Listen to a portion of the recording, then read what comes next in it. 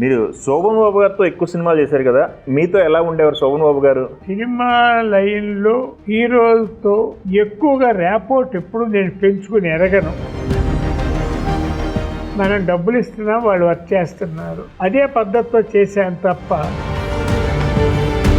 2004 తర్వాత వెళ్ళిపోయానన్నారు కదా, అసలు ఎందుకు వెళ్ళిపోవాల్సి వచ్చింది సార్? సినిమా ఇండస్ట్రీలో కానీ పొలిటికల్ లైన్లో కానీ ఎవరు రిటైర్ అవ్వరు తొందరగా. ఆయన నాకు పర్సనల్ లెటర్ రాశారు ఆ రోజుల్లో. నీ నోటమ్మటి ఎనీ మాట కాదు పోతున్నారు అన్నాడు రామోజీరావు. నేను ఇంటికి వెళ్ళిపోయాను, నాకే అప్పుడప్పుడు ఈ క్వశ్చన్ వస్తుంది.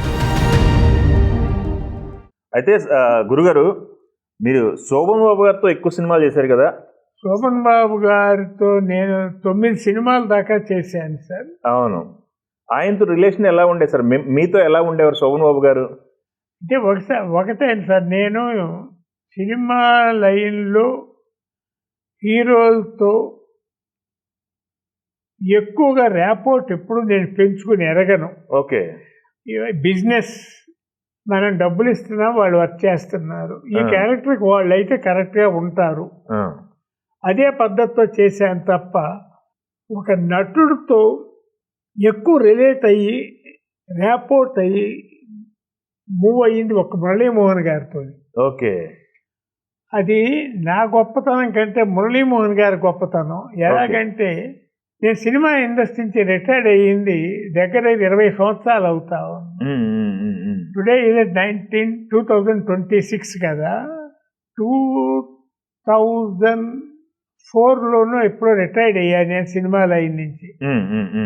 ఎక్కడో మారుమూల ఫారెస్ట్లో చీకట్లో ఏదో ఒక ప్రాజెక్ట్ స్టార్ట్ చేసి అక్కడ ఉన్నటువంటి వాళ్ళని, ఆయన 50వ సంవత్సరం ఫిల్మ్ ఇండస్ట్రీలో జాయిన్ అయినటువంటి సందర్భంలో మురళీమోహన్ గారు నాకు ఫోన్ చేసి పొందుతున్నారు, మీరు రావాలి, నాది 50th ఇయర్ సినిమా లైన్లోకి వచ్చారంటే రాలేనేమో మురళీమోహన్ గారు, నేను వచ్చి తీసుకొస్తా మిమ్మల్ని అని ఆయన ఫోర్స్తో నన్ను హైదరాబాద్ తీసుకొచ్చి అభిమానంతో, అదే అదే ఎఫెక్షన్, ప్రేమతో ఈయన పూర్ణచంద్ర గారు నాకు భిక్ష పెట్టారు అనే మాట కూడా వాడి నన్ను మొదటిసారిగా ఫిలిం ఇండస్ట్రీకి పరిచయం చేసే ఈ రోజుకి, ఆ రోజు నుంచి ఎక్కడ ఏ సందర్భంలో నలుగురితో చెప్పుకునే పద్ధతిలో ఆయన నన్ను ఎప్పుడూ మెన్షన్ చేస్తూ వస్తున్నారు.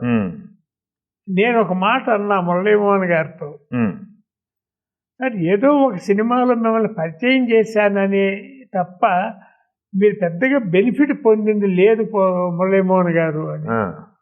అలా కాదు పొందారు, నా మైండ్లో ఉన్నది నేను చెబుతాను. ఆయన ఒక మాట అన్నారు,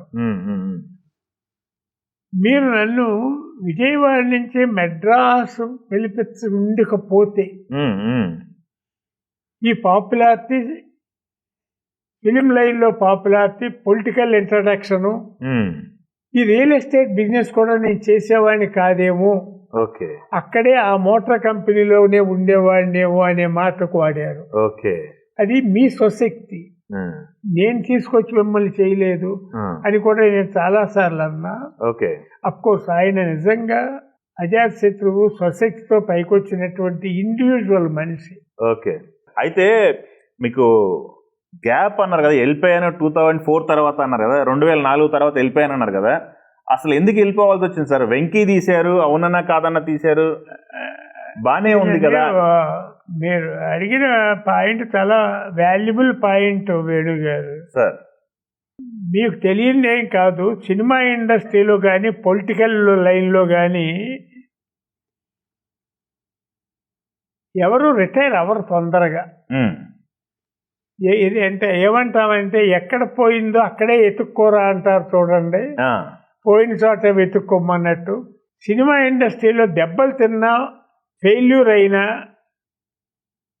నష్టపోయినా ఇంకొక చోట ఇంకొక లైన్కి వెళ్ళలేడు వాళ్ళు. అండ్ వాళ్ళకున్న ఎక్స్పీరియన్స్ అది. అట్లాగే పాలిటిక్స్లో కూడా ఎన్నిసార్లు గెలిచినా, ఎన్నిసార్లు ఓడిపోయినా ఆ చుట్టూనే తిరుగుతారు కానీ అక్కడి నుంచి బయటికి వెళ్ళరు.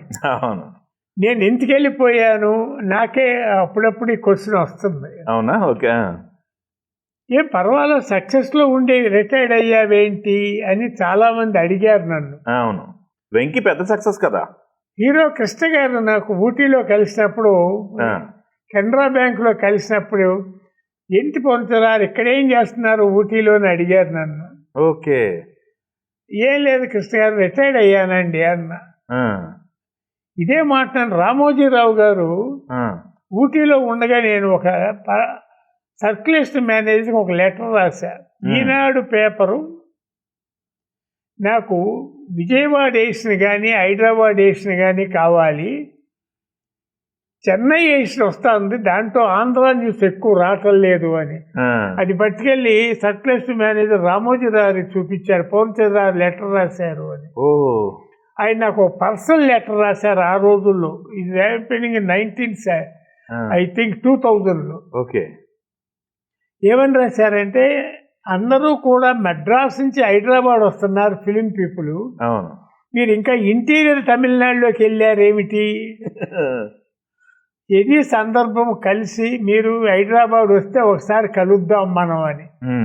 నేను వెళ్ళి ఏదో పని మీద వచ్చినప్పుడు హైదరాబాద్ కలిస్తే విద్యుత్ సౌదా పక్కన ఈనాడు ఆఫీసు అప్స్టైర్స్లో లాన్ అది వేసి చాలా గ్రాండ్గా డెకరేట్ చేశారు. అక్కడ నన్ను లంచ్కి పిలిచారు. వెళ్తే ఆయన ఒక మాట అడిగాడు, ఏంటి పూర్ణచంద్రరావు అంత దూరం వెళ్ళిపోతున్నారు ఏంటి అంటే, రిటైర్డ్ అయిపోయాను, 70th ఇయర్లో అవుదామని అనుకున్నాను, రిటైర్డ్. మీ నోటమ్మటి ఎనీ మాట కాదు పూర్ణచంద్రరావు అన్నాడు రామోజీరావు. ఏంటి అన్న, మీ నోటితోనూ నా నోటితోనూ రిటైర్మెంట్ అనేది వినకూడదు అని అనుకున్నా నేను. ఆ మెంటాలిటీ మీది కూడా అని అనుకున్నా. లాస్ట్ బ్రీత్ వరకు వర్క్ చేస్తూ ఉండాలి అని. అది నాకు బాగా ఇన్స్పైర్ అయింది అని మళ్ళీ ట్రై చేశా. నా తర్వాత చూస్తానికి మా ఫ్యామిలీలో ఫిలిం లైన్లో ఎవరు ఇష్టపడలేదండి. అవునా? ఓకే. అబ్బాయిలు కానీ. ఎంతమంది పిల్లలు? 2 అబ్బాయిలండి. ఓకే. వాళ్ళు ఈ లైన్లో లేరు. ఎక్కడో ఒక చోట ఫుల్ స్టాప్ పెట్టాలి అని అనుకున్నా. అది అంటే నా 68వ సంవత్సరంలోనే డిసైడ్ అయ్యా. అదేలేండి. 70లో క్లోజ్ చేద్దాము అని. వద్దని అనుకున్నాను. Okay. State at Ooty, relaxing. Ooty కొంచెం చలి ఎక్కువయ్యి ఏజ్ పెరుగుతూ ఉన్న కొద్దీ తట్టుకోలేక కూర్గు వచ్చాను. కూర్గులో కూర్చుని ఏం చేస్తామని మళ్ళీ రామోజీరావు గారు గుర్తొచ్చి ఈ రిసార్ట్ మొదలెట్టాము. తర్వాత ఫ్రెండ్స్ అందరూ తలా ఒక చెయ్యేశారు. ఏదో బాగానే సక్సెస్ఫుల్ అయ్యాను. అంటే మీరు అడిగిన ఎందుకు రిటైర్డ్ అయ్యారు అన్నదానికి రీజన్ లేదు, కానీ ఇప్పుడు కూడా ఆలోచిస్తున్నా. కూర్గు ప్రాజెక్ట్ అయిపోయింది, ఓపెన్ అయ్యింది, హ్యాపీగానే ఉన్నాం. ఇప్పుడు ఈ థాట్ వచ్చింది, మురళీమోహన్ గారి లైఫ్ స్టోరీని ఒక సినిమా చేద్దాము అని. చేద్దాము అనేది కోరికతో పాటు చెయ్యాలి అనే దృఢ సంకల్పానికి కూడా వచ్చా.